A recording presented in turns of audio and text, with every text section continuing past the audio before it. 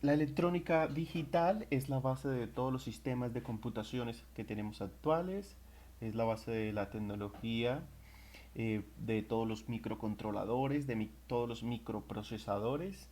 En ella vamos a estudiar desde los fundamentos teóricos, desde lo que es el lenguaje máquina, los ceros y unos.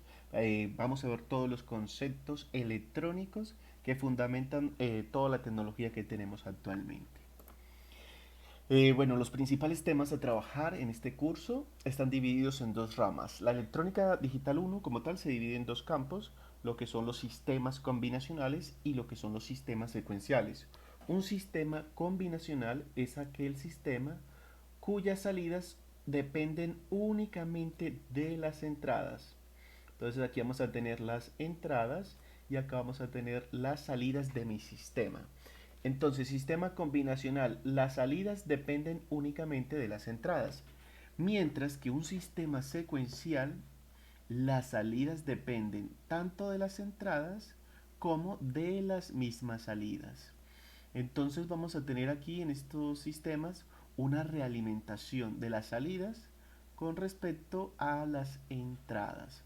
Entonces aquí tenemos una realimentación y esa realimentación le concede a los circuitos electrónicos la capacidad de memorizar, que es muy importante en los sistemas digitales para estos sistemas secuenciales, dado que estas unidades que conocemos como flip-flop es la mínima unidad de almacenamiento, nos permite almacenar lo que es un bit, es decir, un cero o un uno. Entonces, antes de entrar a estos sistemas secuenciales, vamos a abordar los sistemas combinacionales, donde vamos a trabajar lo que son codificadores, decodificadores, multiplexores, demultiplexores, ALU, que es la unidad aritmético-lógica, que es la encargada de realizar todas las operaciones matemáticas en la computadora. Después vamos a pasar a trabajar los sistemas secuenciales, los flip-flop que les mencionaba. Pueden ser sincrónicos o asincrónicos, de acuerdo a si tienen una señal de reloj. A partir de estos flip-flop yo puedo construir los contadores para llevar cuentas en procesos, ya sean ascendentes o descendentes. También vamos a trabajar lo que son los registros de desplazamiento. Esos registros de desplazamiento son los fundamentos básicos de todos los protocolos de comunicación en dispositivos electrónicos como son RS-232, también la comunicación SPI, la comunicación I2C, etcétera. Como había mencionado antes, los flip-flop, mínima unidad de almacenamiento de información, que es un bit.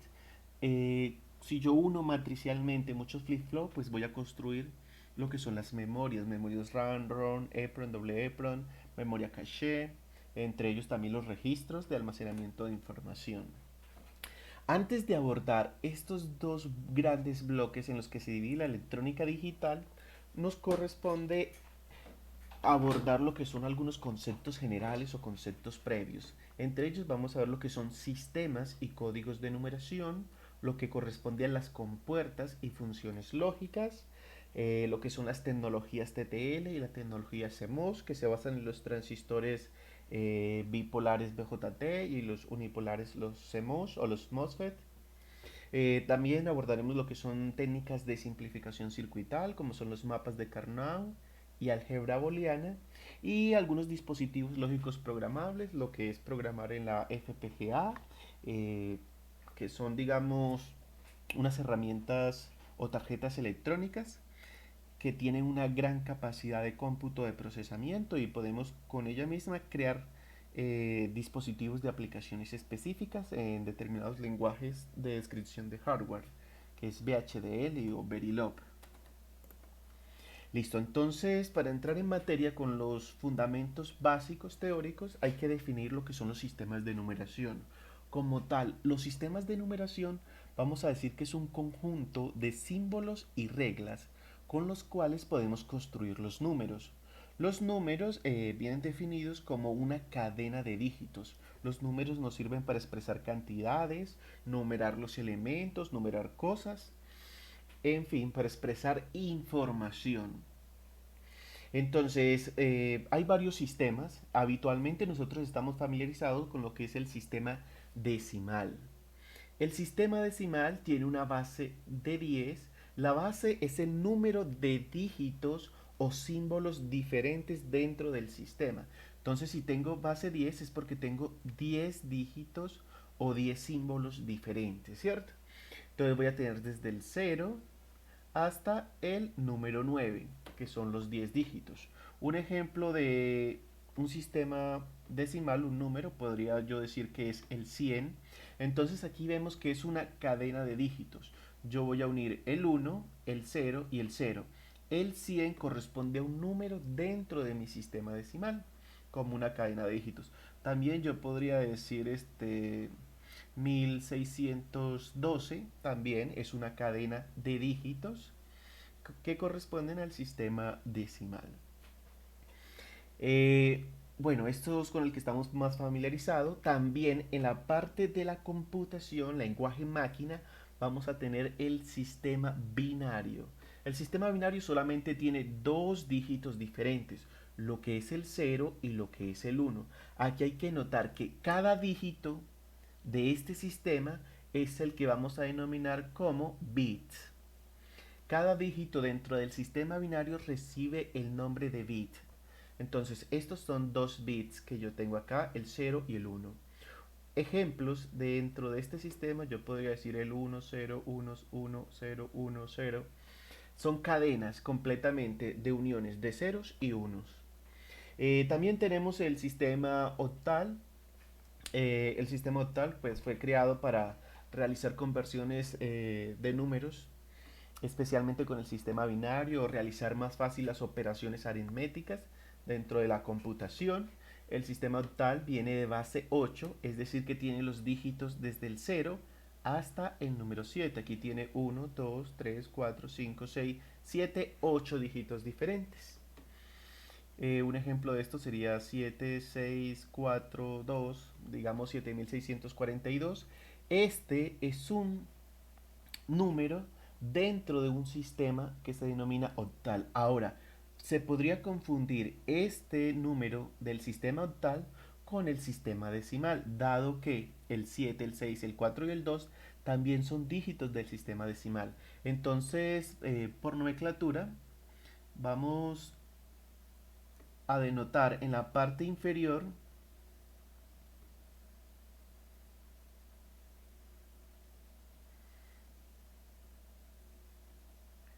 vamos a denotarle en la parte inferior, digamos, entre paréntesis, la base a la cual pertenece. Entonces, si este es base decimal, voy a colocar entre un paréntesis como un subíndice, que es base 10, que esto es base 10 y que esto es base 8, base octal y que esto es base 2, base binaria, para evitar confusiones dentro de los sistemas.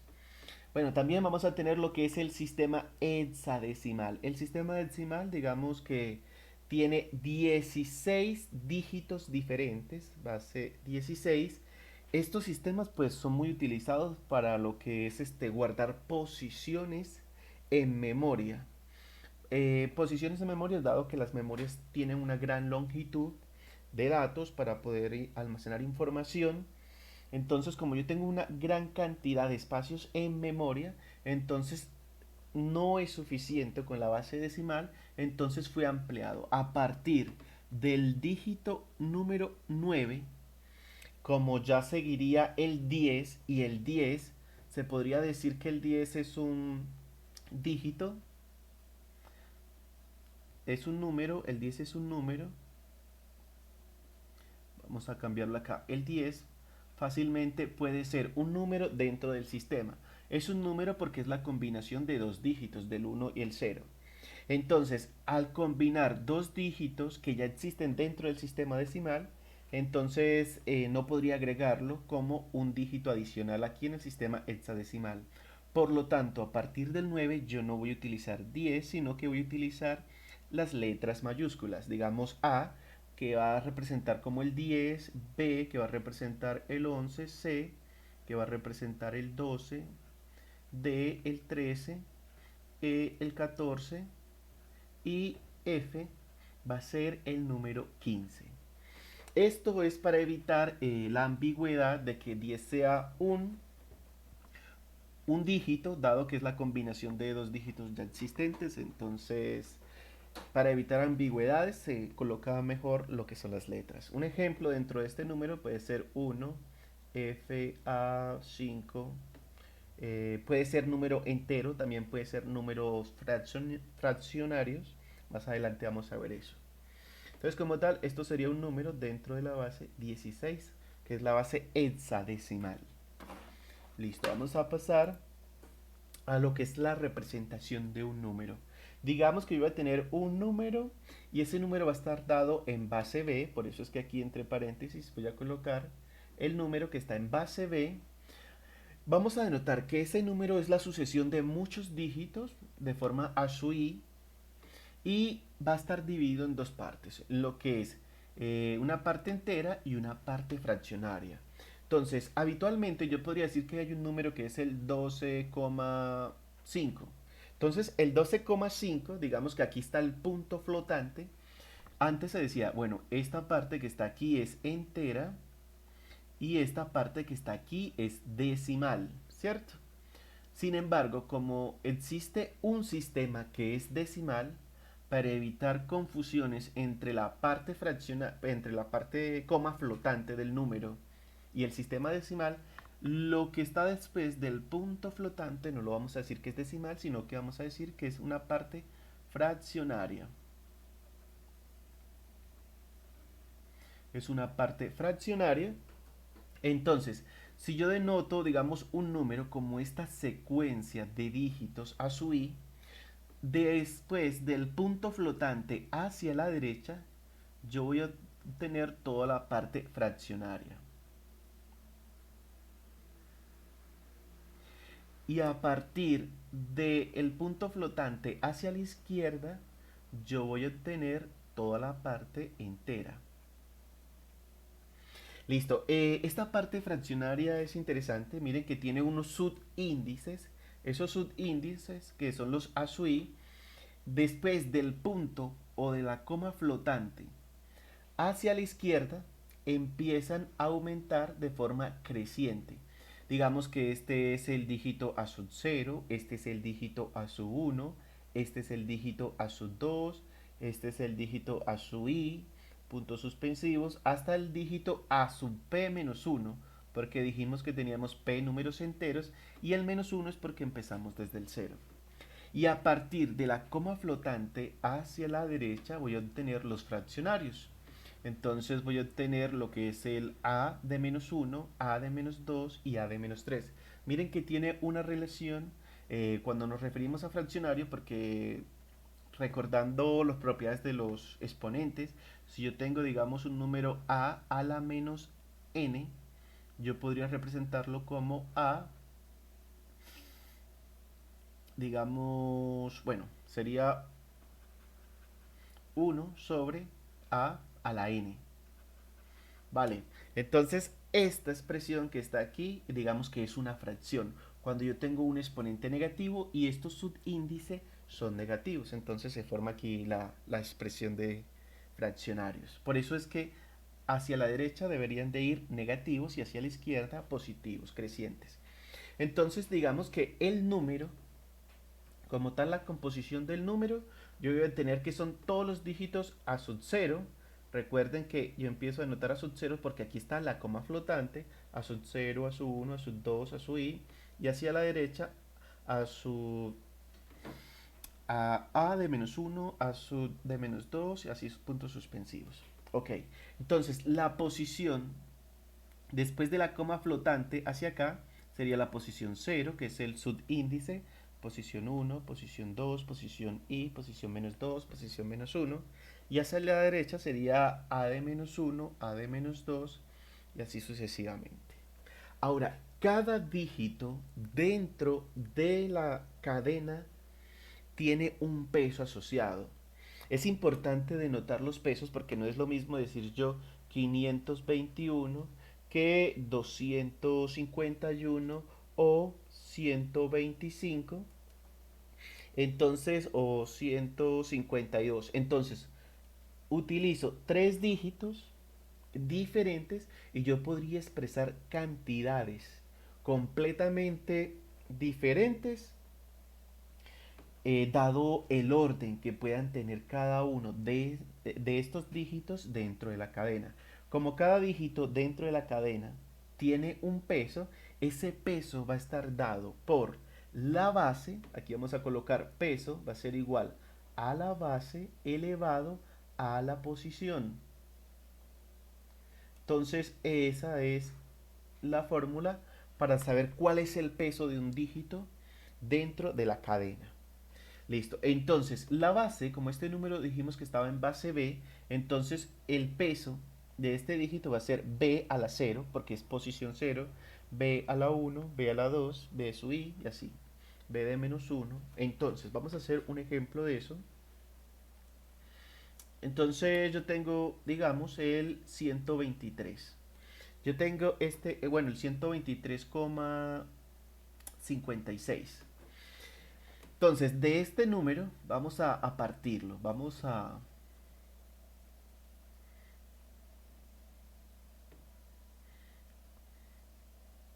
partirlo. Voy a decir que esto es la parte entera. Vamos a decir que esta es la parte fraccionaria. Listo. Entonces, lo primero que vamos a hacer con este número, en la partición que hicimos, es, entonces, el número.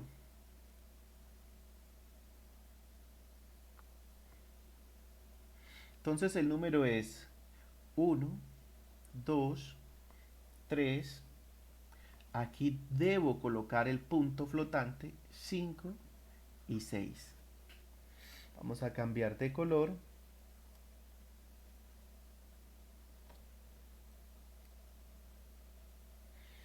Listo, vamos a mirar la posición. La posición de cada dígito dentro de la cadena. Entonces, si aquí está la coma flotante, si aquí está la coma flotante, ¿qué es esto?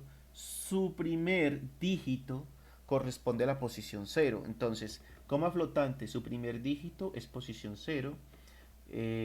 Sigue de forma creciente hacia la izquierda. Entonces, ese sería 1. Este sería la posición 2. Y de la coma flotante a la derecha, de forma decreciente, entonces sería menos 1 y sería menos 2. Listo. Entonces vamos a mirar cuál es el peso de cada uno de esos dígitos dentro de la cadena.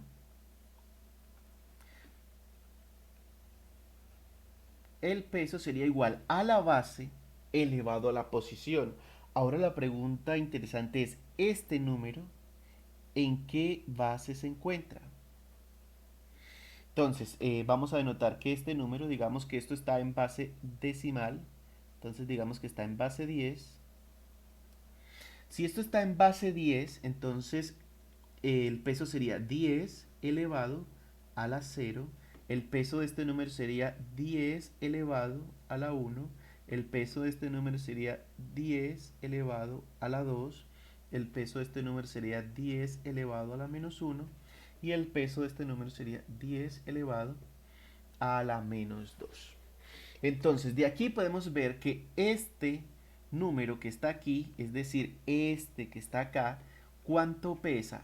En esta posición pesa 100. El que le sigue, que son las decenas, pesa 10. El que sigue, 10 a la 0, eso sería 1. Por eso es que son las unidades. Y así empiezan las centenas. Entonces 10 a la menos 1. Entonces sería un décimo. Y aquí sería 1 sobre 100. Entonces estos serían los pesos de cada uno de estos dígitos dentro de su respectiva cadena.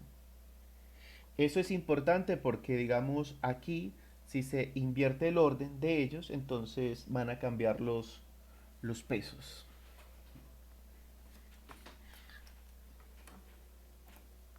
Listo, vamos a mirar lo que es la ecuación decimal general. La ecuación decimal general me permite obtener un número en base 10 dado cualquier base en la que ellos se encuentren. Es decir, que si yo tengo un número en base B, yo podría obtener su equivalente en base decimal mediante esta ecuación, mediante la ecuación decimal general de los sistemas de numeración. Entonces, esta ecuación que está aquí es, miren que es una sumatoria, es la sumatoria ¿de quién? De dígitos multiplicados por su peso. Dígito multiplicado por su peso, acá se ve que es dígito multiplicado por su peso, dígito multiplicado por su peso. Entonces, todo esto se puede resumir, mire, como una sumatoria. Entonces, esto se obtiene mediante una sumatoria, digamos que el número en base 10 equivalente va a ser igual a la sumatoria de todos los dígitos multiplicados por los pesos. Dígitos multiplicados por los pesos. Es la forma o la contracción de toda esta ecuación. Entonces, miremos el número en base 10. El número en base 10 es el 123. Vamos a trabajarlo sin coma flotante por ahora. Entonces, el 123. Yo podría obtener su equivalente en base 10. Aunque está en base 10 y yo lo quiero revisar en base 10, pues me va a dar el mismo número. Entonces, ¿cómo hacemos esto? Es para cuestiones de ejemplo. Si tengo el 123, este es el número. Primero, posición. La posición de cada uno de ellos. La coma flotante se supone que está aquí. Como no le puse el punto flotante, entonces no tengo parte fraccionaria. Entonces esta sería la posición 0, esta sería la posición 1 y esta sería la posición 2, como lo habíamos hecho anteriormente. Ahora, el peso de ellos, los habíamos visto, que esto pesa 10 a la 0, esto pesa 10 a la 1, esto pesa 10 a la 2.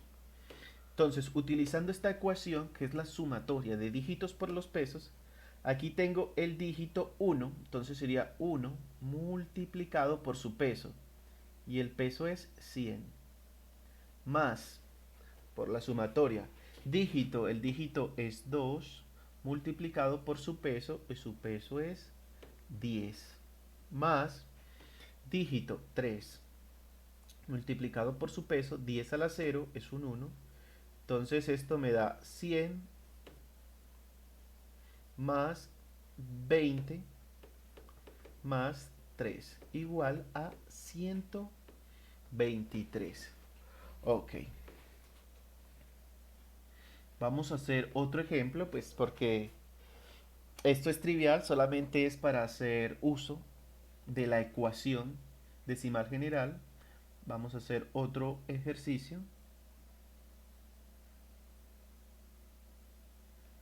Digamos que yo tengo el número en base 2 que equivale a 1, 0, 1, 1, 0. Vale, entonces, ¿cuál será el equivalente de este número en base 10? Es el interrogante, ¿cierto? Entonces, para esto vamos a emplear la ecuación decimal general. Entonces, el número en base 2 es igual a 1, 0, 1, 1, 0. 1, 0, 1, 1, 0. Vale. Posición. La posición sería, como no tiene coma flotante, entonces el último dígito es la posición 0. Entonces, creciente hacia la izquierda, entonces posición 1, posición 2, posición 3 y posición 4. Vale, ahora ¿cuánto pesa? El peso sería igual a 2 a la 4, que es la base en la que está la posición, 2 a la 4, 2 a la 3, 2 a la 2, 2 a la 1 y 2 a la 0. Vale, entonces utilizando la ecuación decimal general, sumatoria de dígitos por el peso. Entonces, dígito 1 multiplicado por el peso 2 a la 4 sería 16 más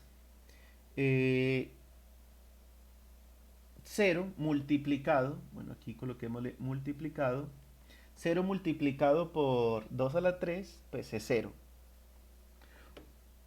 Entonces 1 multiplicado por su peso, que sería 4, más este 1 multiplicado por su peso, que sería 2, o sea, 1 por 2, más 0 multiplicado por su peso, entonces 0 multiplicado por eso da 0, entonces lo voy a omitir. Entonces sería 16 más 1 por 4, 4 más 2. Entonces esto corresponde al número 22. O sea que esto que está acá corresponde al número 22 en el sistema decimal. Listo. Aquí es importante, voy a cambiar de color para resaltar.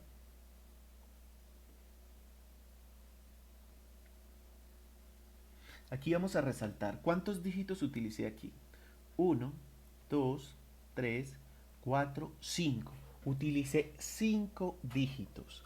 Ahora, recuerden que cada dígito dentro del sistema binario se denomina bits. Entonces lo que voy a hacer es, voy a utilizar, digamos, un número en base 2. Solamente voy a utilizar los primeros 4 dígitos para tenerlos referenciados, que los vamos a utilizar muy a menudo. Entonces digamos que yo voy a tener el A sub 0, el A sub 1, el A sub 2 y el A sub 3. ¿Cuánto pesa el bit menos significativo? Pesaría 2 a la 0 y 2 a la 0 corresponde a un 1.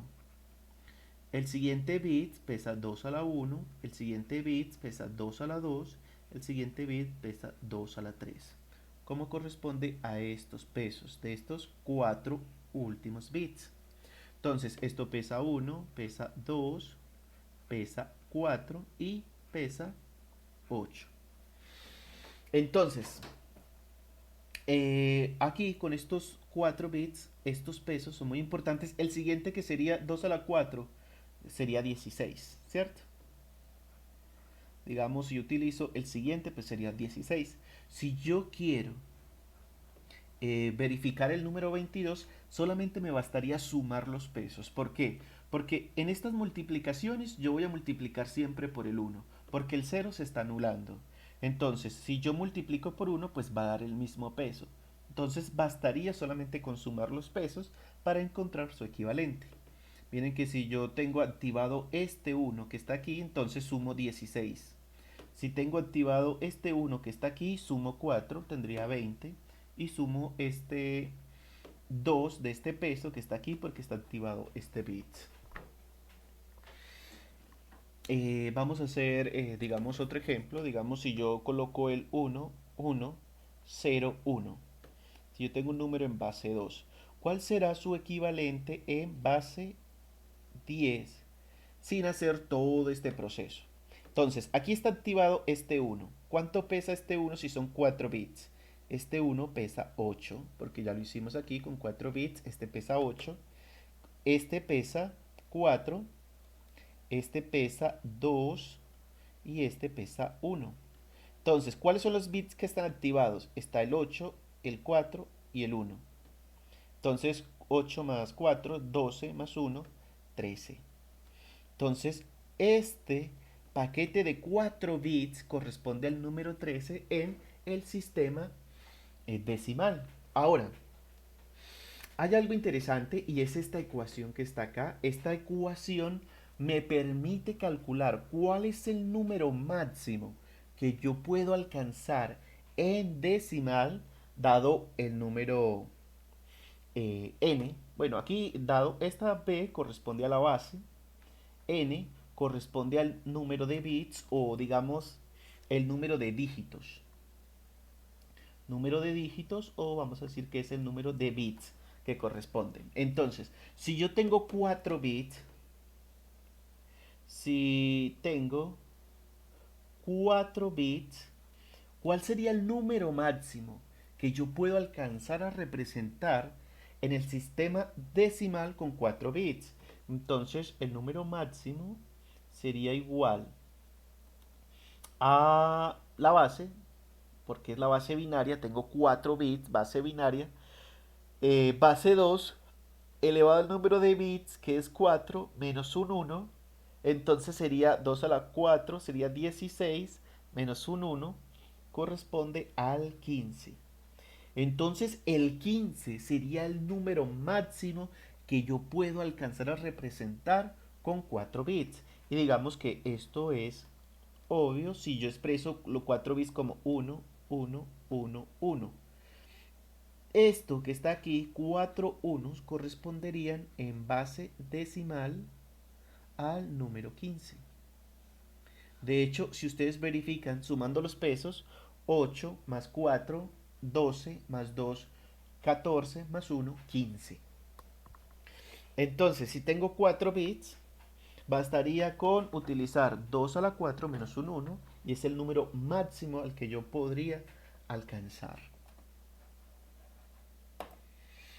Listo, vamos a ver la diferencia entre electrónica análoga y electrónica digital, o de el cambio de electrónica análoga a la electrónica digital. Una señal analógica es aquella señal que en cualquier instante de tiempo va a tener un valor, ¿cierto? Pero la diferencia con la señal digital es que una señal analógica puede tener infinitos valores. Digamos que ¿cuántos números existen entre cero y uno? Existen infinitos valores. Sin embargo, a pesar de que yo tengo un valor en un instante de tiempo de mi señal discreta, no voy a obtener infinitos valores, sino que voy a obtener valores, digamos que yo puedo cuantificar, o valores discretos que no son finitos, son valores finitos. Entonces, entre este instante de tiempo, digamos t sub 0, y este instante de tiempo t sub n, si lo, si lo extendemos,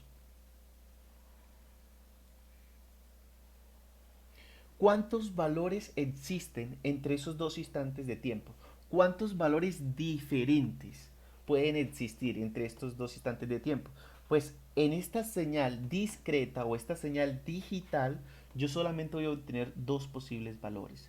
Los dos posibles valores que voy a obtener son 0 o 1 en esos instantes de tiempo. Sin embargo, yo aquí voy a obtener un valor, aquí otro valor diferente y todos ellos son valores diferentes porque es una señal continua. Esta es una señal continua, una señal analógica es continua y una señal digital es discontinuas.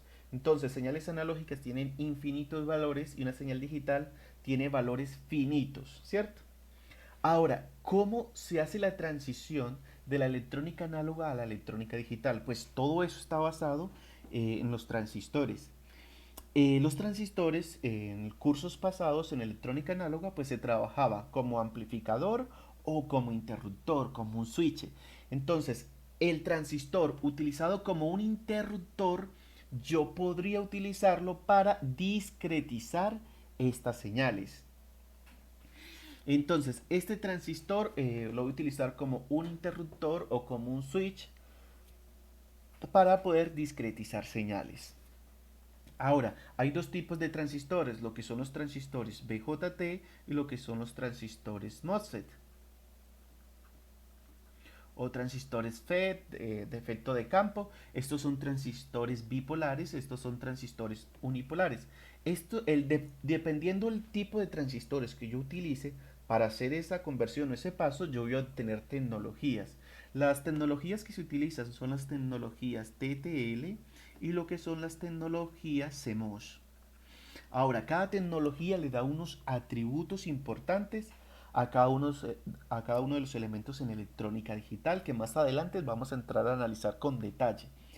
Que de acuerdo a cada tecnología pues va a tener un rango de temperatura, va a tener una potencia de disipación, va a tener tiempos de propagación, va a tener un costo económico y va a tener digamos un rango o margen de trabajo en determinadas áreas, susceptibilidades a ruidos y etcétera, ¿cierto?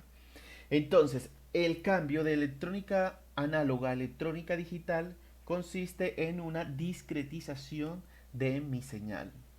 Ahora, este proceso lo podemos realizar mediante, digamos, si yo aquí tengo una señal analógica que ingresa a mi sistema Y yo aquí voy a tener puros ceros y unos, que van a ser un tren de pulsos. Una señal continua a una señal discreta, este proceso se llama ADC, que es un conversor análogo digital.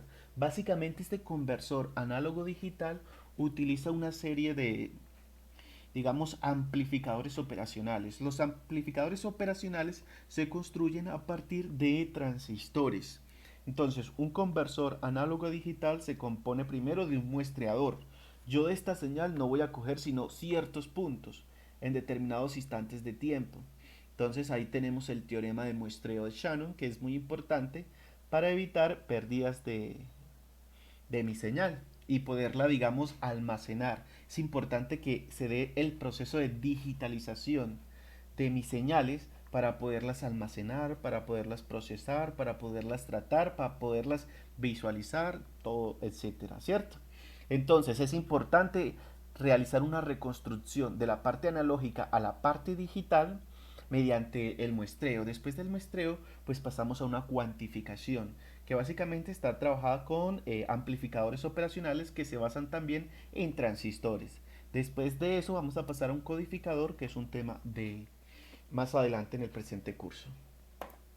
Ahora, viendo estos transistores que tenemos aquí, digamos que un ejemplo, tenemos estos transistores BJT. Estos transistores BJT van a utilizarse como interruptores o switch. Digamos que yo voy a tener aquí 5 voltios y aquí voy a tener GND. Entonces, aquí voy a tener dos entradas. Estas dos entradas vamos a decir que son dos variables. Cada una de estas variables es un bit. Las variables van a ser binarias. Estas entradas son variables binarias.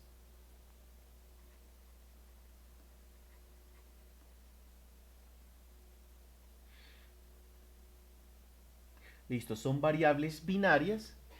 O sea que pueden cambiar solamente en uno lógico o cero lógico, ¿cierto?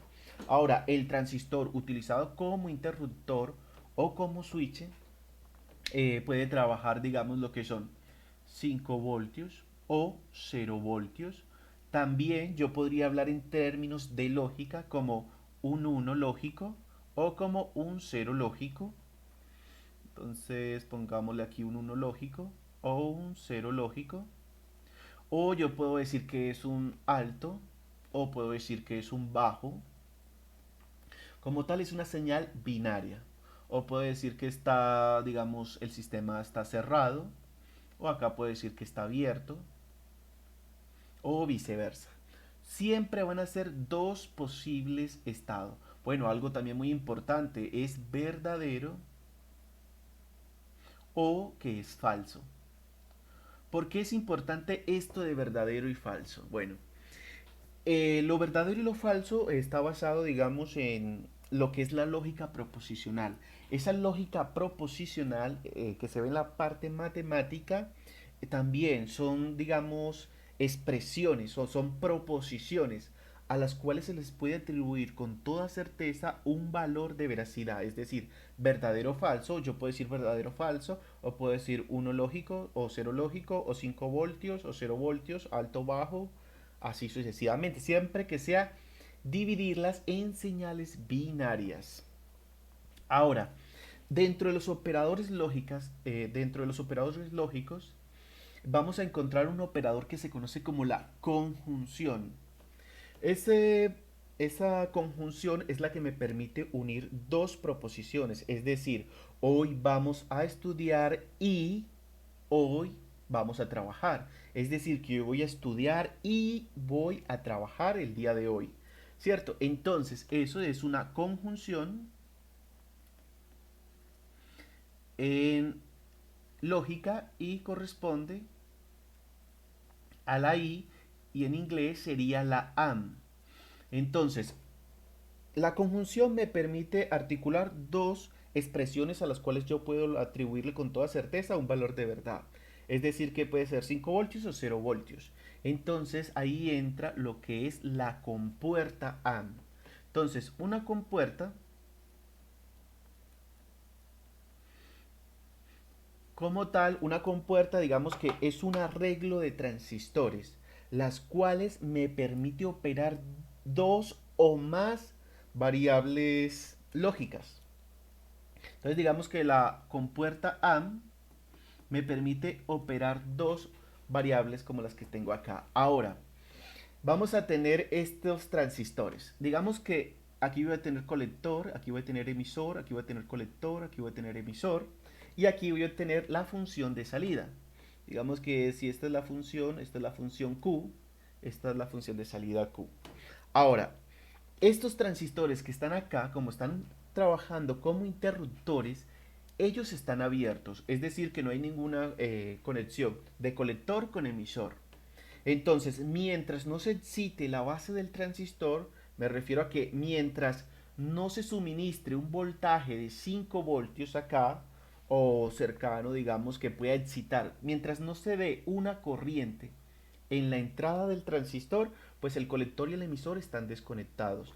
Apenas se suministra un voltaje en la, en la base del transistor, entonces lo que hace es cortocircuitar colector con emisor. Entonces, cuando yo no suministro ningún voltaje, digamos que voy a tener 0 voltios y 0 voltios, entonces yo voy a mirar estos posibles valores de estas variables. Estos posibles valores de estas variables, digamos, 0 lógico y 0 lógico corresponde a 0 voltios, 0 voltios.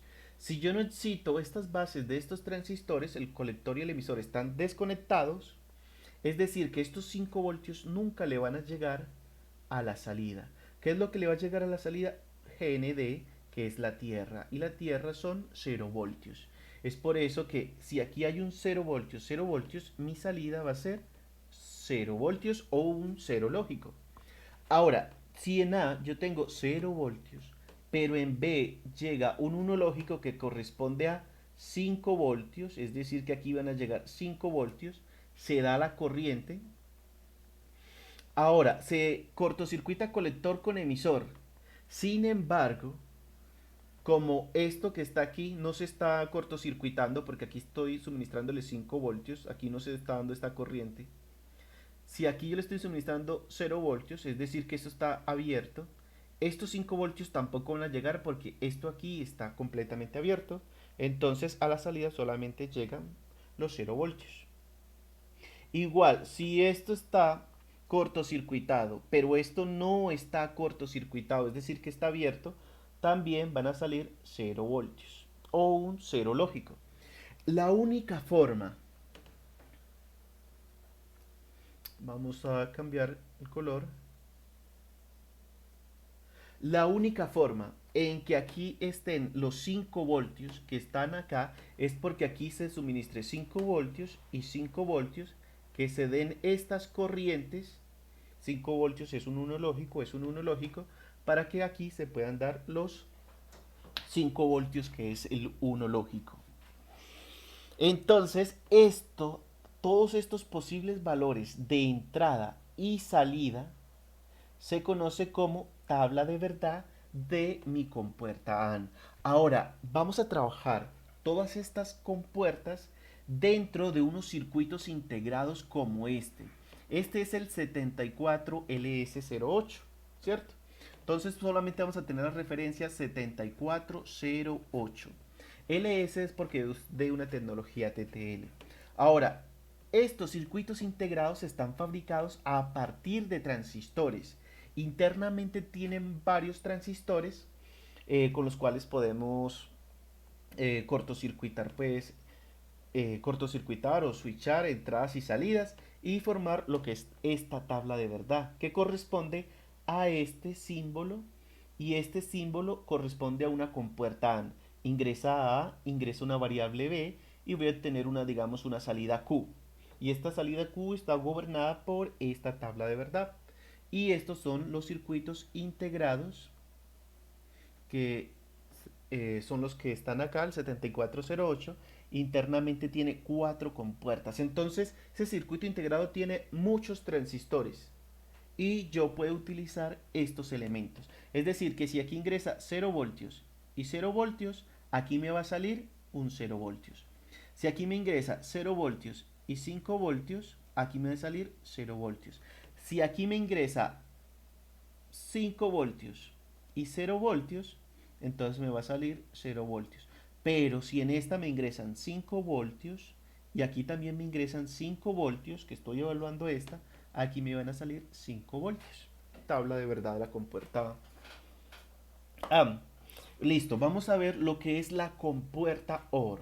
Entonces, esto en lógica proposicional se conoce como la disyunción. Entonces, la disyunción, que es la o en inglés sería la OR, entonces es decir, o vamos a comer una cosa o vamos a comer la otra, ¿cierto? Con cualquiera de las cosas que comamos, toda la afirmación es verdadera. Si toda la afirmación es verdadera, entonces basta con que se cumpla una. Entonces, el arreglo de transistores sería de esto. Estas son mis variables binarias. Son mis variables binarias. Yo aquí tengo mis transistores BJT. Ahora, estos transistores BJT, miren que aquí tengo 5 voltios o puedo conectarle 5 voltios.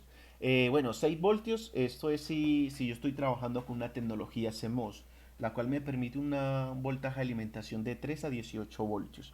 Lo habitual es que yo utilice 5 voltios o GND, que son 0 voltios. Listo. Y voy a obtener una salida X. Aquí vamos a llamar que es X para que concuerde con esto. Listo. Entonces, miren que estos transistores aquí me está entregando 5 voltios en el colector. Y este que está acá también tiene 5 voltios. Entonces, este transistor tiene sus 5 voltios y este transistor también tiene sus 5 voltios. ¿Cuál es la diferencia con el anterior? Que estos transistores estaban en serie y estos transistores están en paralelo. Ahora, si yo mando 0 voltios acá y 0 voltios acá, es decir, 0 lógico y 0 lógico, este colector está desconectado de este emisor. Es decir, que aquí no hay ninguna conexión con los 5 voltios. Y este colector también desconectado con este emisor, es decir, que ninguna conexión existe entre este y la salida X. Ahora, vamos a tener que si yo tengo desconectado 0 y 0, pues voy a obtener aquí un 0 lógico. Por eso es que 0 voltios o 0 lógico o 0 voltios, 0 lógico me va a dar el 0 lógico o los 0 voltios. Pero si al menos uno de ellos, digamos si en esto le coloco los 5 voltios, se genera la corriente, entonces cortocircuita colector con emisor y le pasa directamente los 5 voltios a la salida. Entonces digamos que si se activa A o si se activa la variable B, yo voy a obtener un 1 lógico a la salida. Si todos dos se activan, es decir, que si aquí también hay los 5 voltios y se da la corriente, pues cortocircuita colector emisor, están cortocircuitados acá y están cortocircuitados acá, es el mismo voltaje. Entonces, esto que está acá corresponde a la tabla de verdad de la compuerta OR. Esto como tal, digamos que es una suma A más B, porque están en paralelo, o sea, es decir, o se activa con A o se activa con B. La compuerta o el circuito integrado es el 7432, vamos a tener 7432, recuerde que el ES es de tecnología TTL, y también funciona acá, digamos, el esquemático. Se corresponde con la compuerta anterior, que es la compuerta AND. Bueno, la compuerta AND es una compuerta multiplicadora. Digamos que aquí voy a tener la multiplicación de la variable A y la variable B. Es decir, 0 por 0, 0, 0 por 1, 0, 1 por 0, 0, 1 por 1, 1. Y aquí es la compuerta sumadora. Vamos a decir que esto es A más B. 0 más 0, 0, 0 más 1, 1, 1 más 0, 1, y 1 más 1 no va a ser 2, 1 más 1 es 1. ¿Por qué 1 más 1 es 1 aquí en este caso? En este caso, no en la parte de la ALU, que es diferente. Pues 1 más 1 es 1 porque son los mismos voltios. Si estos están cortocircuitados, estos 5 voltios de aquí son los mismos 5 voltios que llega acá. Es decir, que no va a sumar voltajes ni nada. Es la misma fuente suministrándole los 5 voltios, ¿vale? Entonces, con que se active A o se active B va a ser el voltaje de 5 voltios.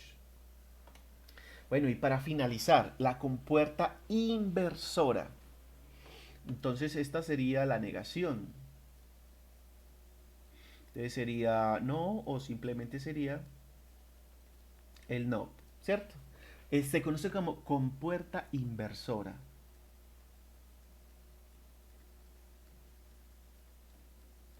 Entonces, si es mi compuerta inversora, es decir, que me va a invertir el estado de mi proposición. Si es verdadero, la pasa a falso, y si es falso, la pasa a verdadero. Es decir, aquí yo voy a tener 5 voltios, aquí voy a tener 5 voltios y aquí voy a tener el GND o 0 voltios.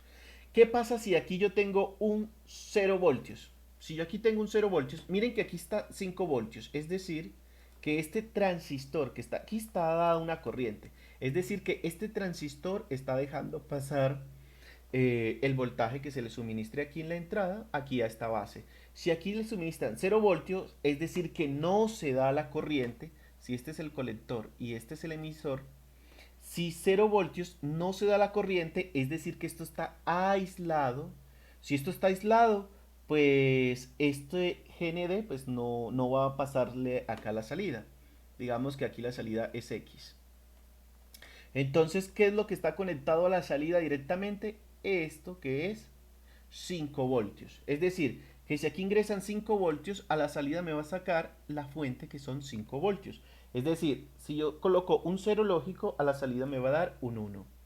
Pero si yo aquí coloco 5 voltios, se da la corriente. Si se da la corriente, cortocircuita colector y emisor. Y al cortocircuitar colector y emisor, ¿qué me entrega? Directamente los 0 voltios, ¿cierto?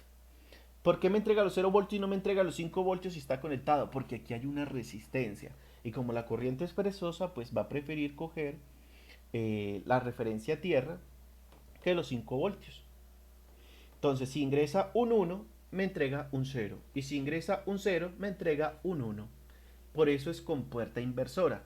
Ahora, el dispositivo del circuito integrado es el 7404, que corresponde a la compuerta inversora. Recuerden que el ES es tecnología TTL y el esquema es el que sigue de la compuerta inversora. Entra A y la salida que es X es A negado. O sea, esta barrita arriba representa negación o inversión. Es decir, que así que si aquí ingresan 0 voltios, aquí me entrega 5 voltios. O si aquí ingresan 5 voltios, a la salida son 0 voltios. Entonces es la compuerta inversora.